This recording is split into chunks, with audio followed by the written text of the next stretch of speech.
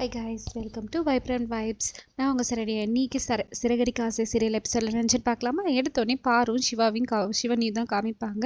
இவங்க angel dress போட்டு பசங்களுக்கெல்லாம் ஸ்டோரி சொல்லுவாங்க. இதை பார்த்தோன்னே சிவன் சொல்வார், எனக்கு ஒரு ஆசை நிறைவேற்றுவீங்க, இந்த ஏஞ்சல் அதை நிறைவேற்றுவோன்னே என்ன ஆசைன்னு கேட்பாரு. எனக்கு உங்கள் கூட டான்ஸ் ஆடணுன்னே ரெண்டு பேரும் நல்லா ஜாலியாக டான்ஸ் பண்ணிகிட்டே இருப்பாங்க. கரெக்டாக டான்ஸ் பண்ணிகிட்டே இருக்கும்போது விஜயாவும் சிந்தாமணியும் வந்துடுவாங்க. வந்துட்டு காண்டாவாங்க, என்ன பண்ணிகிட்டு இருக்கன்னு சொல்லிட்டு, நீ வந்து டான்ஸ் ஆடுவா சொல்லி கூப்பிட்டு வந்து டான்ஸ் ஆடுவா. எங்கள் வீட்டில் எவ்வளோ பிரச்சனை போகுது தெரியுமா? இப்போ ஸ்ருதிக்கும் பயங்கர பிரச்சனையே, அவளும் போயிட்டான்னு சொன்னோன்னே ஸ்ருதி அவள் என்ன மறைச்சான்னு கேட்டோன்னே அவையே மறைக்க போகிறா, அவள் எல்லாத்தையும் ஓப்பனாக பேசிடுவா, இந்த மாதிரி அந்த பொண்ணு தான் பண்ணுதுன்னு சொல்லிட்டு சொன்னோன்னே சிந்தாமணி சொல்லுவாங்க, என்ன மாஸ்டர் உங்கள் வீட்டிலே ஒரு கோர்ட் ஆரம்பிக்கலாம் போல், அவ்வளோ பிரச்சனை வந்துகிட்டே இருக்குன்னு சொல்லிட்டு சொல்லுவாங்க.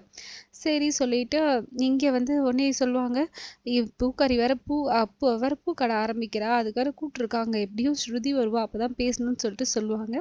உடனே சொல்லுவாங்க, சிந்தாமணி உங்களுக்கு வாய் தான், நீங்கள் எதுவும் பண்ண மாட்டீங்க, அவள் பாருங்கன்னு சொல்லிட்டு பாரு சொல்லுவாங்க, அவள் நல்ல மனசுக்கு அவள் நல்லா இருப்பா விஜயான்னு சொல்லிட்டு சொல்லுவாங்க. இங்கே பூக்கடை டெக்கரேஷன்லாம் பண்ணி நல்லா இதுவாக வந்து பண்ணுவாங்க, கிராண்டாக எல்லாத்தையும் பண்ணிகிட்டு இருப்பாங்க. மீனா அவங்க அம்மா அவங்க ஃபேமிலியில் எல்லாரும் பயங்கரமாக சந்தோஷப்படுவாங்க.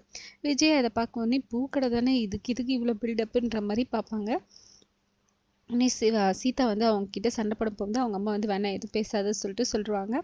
இங்கே வந்து ஃபுல்லாக இது பண்ணிவிட்டு நல்லா கிராண்டாக இருப்பாங்க. பாட்டி வந்து வீடியோ கால்லே ஃபோன் பண்ணி அவங்கள விஷலாம் பண்ணுவாங்க.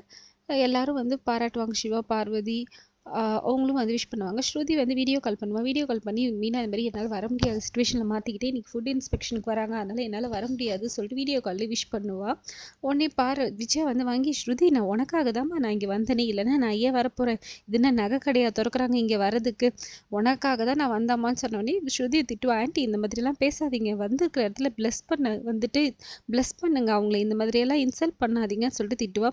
சரி ஸ்ருதி இரு, நான் ரவிக்கிட்ட கொடுக்குறேன்னு சொன்னேனே, ஸ்ருதி வந்து இல்லை நான் ரவிக்கிட்டலாம் பேசலை, நான் அப்புறம் பேசுகிறேன்னு சொல்லிட்டு கால் கட் பண்ணிடுவா.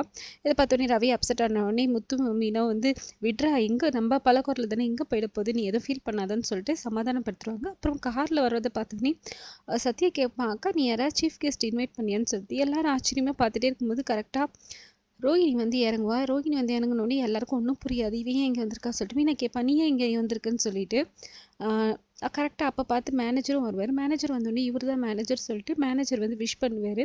அதோட இன்னைக்கு எபிசோட் முடியும், எல்லாரும் சேர்ந்து கடையை ஓப்பன் பண்ணி சந்தோஷமாக இது பண்ணுவாங்க. இதோட இன்னைக்கு எபிசோட் முடியுது.